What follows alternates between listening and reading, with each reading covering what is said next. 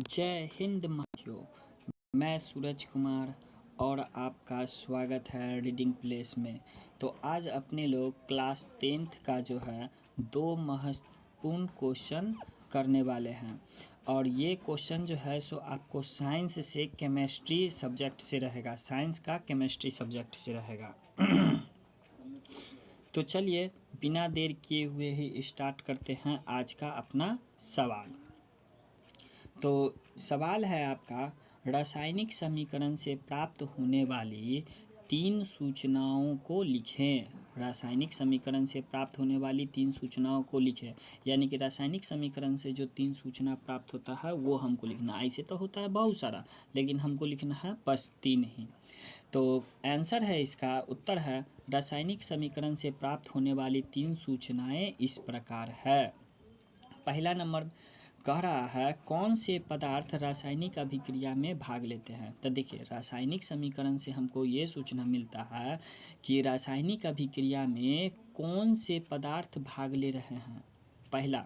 दूसरा कह रहा है, कौन से पदार्थ अभिक्रिया के फलस्वरूप प्राप्त होते हैं। दूसरा सूचना क्या मिलता है कि कौन से पदार्थ बन रहा है अभिक्रिया के फलस्वरूप, कौन सा पदार्थ प्राप्त होते हैं, कौन सा पदार्थ बन रहा है। तीसरा है, अभिक्रिया में भाग लेने वाले और बनने वाले पदार्थों की संख्या के, है ना, संख्या के बीच संबंध। यानी कि जितना पदार्थ हम भाग ले रहा है उससे जो पदार्थ नया पदार्थ बन रहा है तो उसके संख्या में क्या संबंध है। तो यही 3 सूचना मिलता है। क्या क्या मिलता है, पहला कौन कौन से पदार्थ भाग ले रहे हैं, भाग लेने के फलस्वरूप कौन से पदार्थ बन रहे हैं, और वो जो बन रहा है तो उसके संख्या के बीच क्या संबंध है। तो चलिए इसको एक पिक्चर के थ्रू समझने का कोशिश करते हैं। तो एक पिक्चर है, आपको यहाँ पे देख रहे होंगे, हाइड्रोजन है और क्या है, ऑक्सीजन है। तो देखिए ये पहला सूचना मिला कि कौन से पदार्थ जो है सो भाग लेते हैं। देखा था ना यहाँ पे कि कौन से पदार्थ भाग लेते हैं। तो भाग लेने वाला क्या सूचना मिल रहा है कि हाँ भाई साहब, इसमें हाइड्रोजन और ऑक्सीजन भाग ले रहे हैं। ठीक है। दूसरा जो नंबर का जो पढ़े थे अपना लोग, ये पढ़े थे कि इस अभिक्रिया में जो भाग लेते हैं तो उनसे कौन सा पदार्थ बन रहा है। तो H2O बन रहा है। तो पता ही है कि H2O माने होता है जल। तो H2O बन रहा है। तीसरा पता चला था कि संख्या के बीच में क्या उसका संबंध है। तो देखिए, हाइड्रोजन का 2, ऑक्सीजन का 1 ऑक्सीजन, और यहाँ पे से जो प्राप्त हो रहा है तो जल, तो उसमें 2H2O प्राप्त हुआ है। तो यही संबंध है। तो देखिए, ये जो अगर मान लो उजला वाला बॉल दिख रहे हैं वो हाइड्रोजन समझ लेते हैं, लाल वाला बॉल को ऑक्सीजन समझ लेते हैं। तो देखिए किस तरह से ऑक्सीजन जो है सो टूट करके हाइड्रोजन के साथ मिल करके जल का निर्माण कर देता है। ठीक है। तो आपको याद हो जाएगा, इसको नोट कर लीजिएगा। चलिए नेक्स्ट सवाल पे चलते हैं अब। तो नेक्स्ट सवाल है आपके सामने में, परमाणु एवं आयन में क्या अंतर है। क्वेश्चन क्या है, परमाणु एवं आयन में क्या अंतर है। तो चलिए इसका आंसर देखते हैं। आंसर है इसका, परमाणु और आयन के बीच मुख्य अंतर हैं। तो देखते हैं कि क्या क्या अंतर है।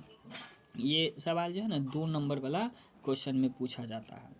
तो पहला है कि परमाणु उदासीन होते हैं। पहला आंसर अंतर, परमाणु उदासीन होते हैं जबकि आयन आवेशित होते हैं। यानी कि उदासीन का मतलब क्या, इस पे प्लस और माइनस कोई नहीं है।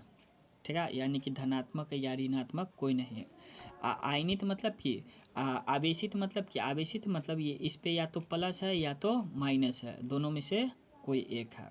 तो उदासीन का मतलब ये हो गया और आवेशित का मतलब ये हो गया।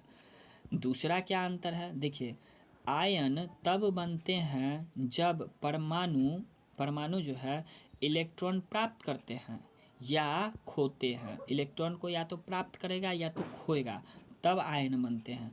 जबकि परमाणु में प्रोटॉन और इलेक्ट्रॉन की संख्या समान होती है। तब परमाणु और प्रोटॉन की संख्या समान होती है, तो इसलिए तो ये उदासीन होते हैं। यानी कि इलेक्ट्रॉन पे होता है ऋणात्मक, प्रोटॉन पे होता है आपको पॉजिटिव। जब प्लस और माइनस दोनों सेम हो जाएगा तो उदासीन है ना हो जाएगा। तो देखिए इस चीज़ का क्लियर यहाँ पे से हो रहा है। ठीक है। कह रहा है इसलिए यह जो है विद्युत रूप से तटस्थ रहते हैं, यानी कि उदासीन होते हैं। तटस्थ मतलब एक तरह से उदासीन, एकदम कात में खड़ा रहेगा, कोई भी काम नहीं करेगा, तो विद्युत रूप से उदासीन होते हैं।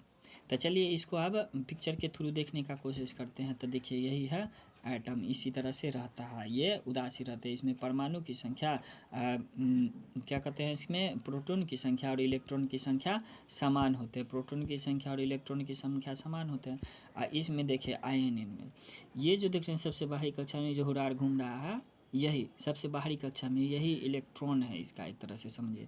तो ये जो है सो घूम जो रहा है, तो यही जो है किसी में चल जाएगा, है ना, या किसी से अपने में खींच लेगा।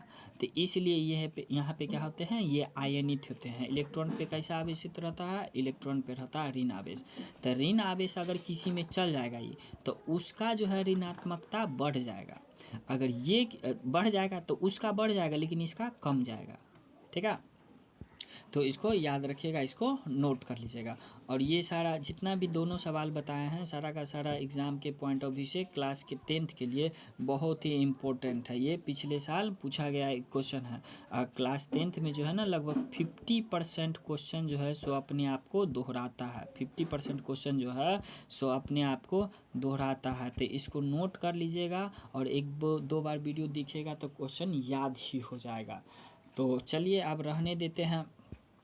ठीक है, अगर वीडियो अच्छा लगा हो तो इसको लाइक कर दीजिएगा, सब्सक्राइब कर दीजिएगा और शेयर भी कर दीजिएगा। तो अब मिलते हैं नेक्स्ट वीडियो में, तब तक के लिए जय हिंद, जय भारत।